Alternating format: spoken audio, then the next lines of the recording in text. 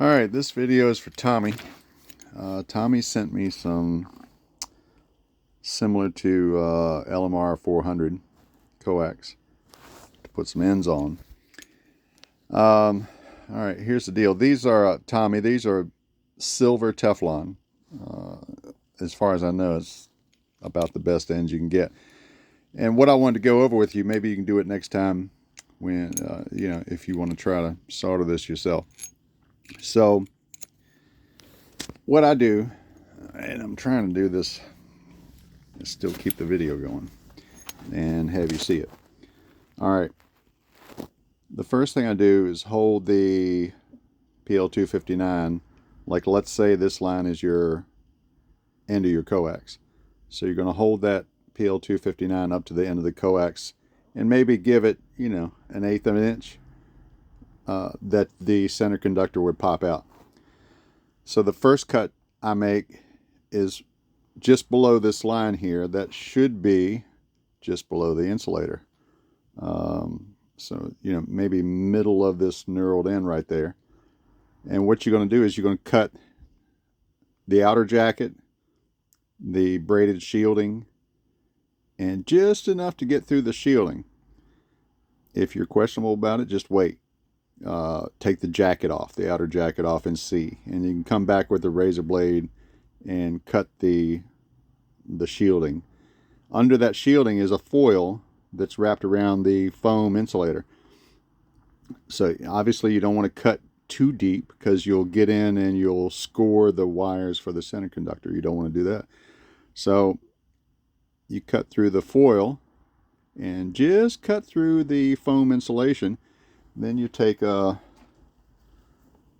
pair of needle nose with teeth on it and grab that insulation and turn it around, bend it left and right, so you can begin to see that center conductor. Then twist it around and pull and twist and pull, not manhandle it because you're not trying to break anything, and then get that insulator off of there. So all you see is the center conductor. So the next cut, you're going to hold the PL259 back up again and hold it up here where it would line up just outside the end of the PL259. And you'll make your second cut, if you see where my nail is, right about here, maybe 2/3 up on this jacket.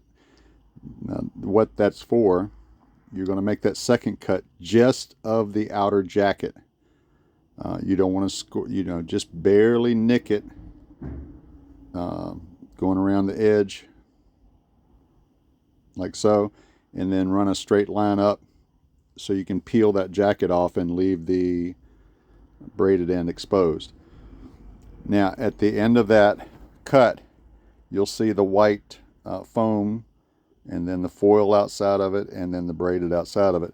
Usually what I'll do is I'll gently twist that braid just at the top, because what I'm trying to do is keep any of the strands of the braid from rolling over the top and getting close to the center conductor.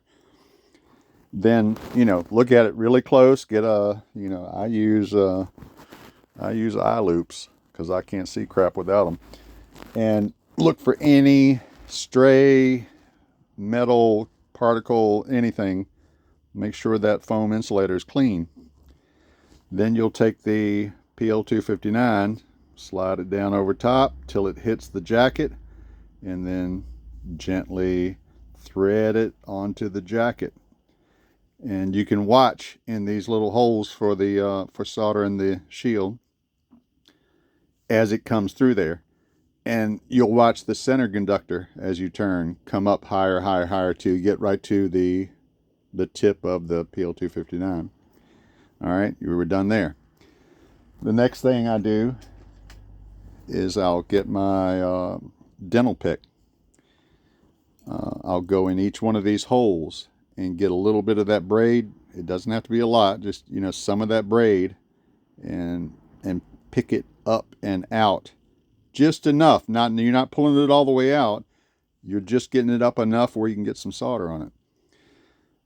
Do that on all 4 holes. Then let's see, where's my pick go? All right, Then I'll take a rat tail file and this to focus, and just now this is particularly important on the chrome ends. The silver, it's probably going to stick, but I still rough it up with the rat tail file around the hole. On the chrome ones, I do that before I even put this on there. The first thing I do, a lot of times I'll just get a Dremel and grind this inside part, because you know the the solder won't stick to that chrome, so you have to really rough that one up. All right, so we got it roughed up. We got the braid pulled up through the holes. Then I've got a 35 watt iron with the screwdriver tip on it, and it generally does pretty good. Then I'll take a pair of vice grips, very gently, but you know, because this is silver, it's very soft, and I'll just get this just tight enough where it'll hold it from moving. The point, I'm basically trying to get myself to keep it still, and also to be able to rotate it to the next spot that I'm working on. It also acts as a heat sink, so you don't get this too hot, because you do not want it. You get it too hot and it's going to melt the center conductor. Now the iron has to be good and hot, ready to go. And your what I usually do is start up. You know, I can't do this here. Maybe about 1/3 up on the tip, because that seems to be about the hottest. And I'll hold that center over the hole and up at that this below this edge right here. And then I'll feed the solder to it. Hold it down there, let it warm up 5-10 seconds, then slowly feed a little solder to it. You'll see it start flowing, you'll see it start sticking, and then you roll the iron over as you're feeding the solder to it. And then, you know, they're not all, it's not a professional welder, but it's soldered and it's sticking. Those are not going to come loose. So, and that's basically it. And you do that. I'd let it sit, you know, 3-4 minutes after each one. You're trying not to get this too hot to melt that insulator inside. Once you've hit all 4 holes, then, you know, on the tip, Lord, this thing doesn't like to, same deal, hold the iron up on the tip where you're touching the outer barrel with the iron, because that's the thicker metal. It's going to be harder for the solder to stick to. Warm that up 10 seconds or so, bring your solder in, flow your solder. Typically I like to have this pointing down a little bit, because it's going to have a tendency to run back, and you don't want it to run back. You know, it runs back and it gets inside of there and gets into the shield, and then you got a short. And you don't need much, you know, but you do want to make sure that it's you know, a solid solder. You shouldn't be able to see any of the strands of solder there.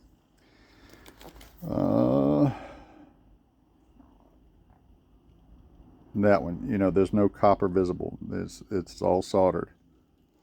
And then I'll come back with the file, and you know, sometimes there'll be a little bit of flux or whatever, and I'll file that and make sure it's clean.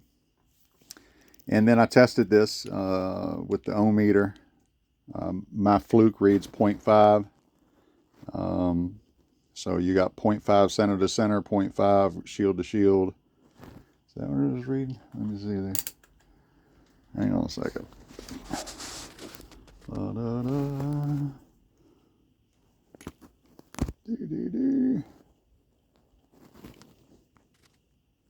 Hang on. Bear with me. Yeah, well, that's what the fluke reads, 0.5. And there's no reading, you know, it's open when I go from shield to center. Shield to shield is 0.5. and then you run your barrel on there. Keep in mind, this is silver. It's very soft. When you go to tighten these, don't over tighten them. You over tighten it, it's going to strip because it's extremely soft.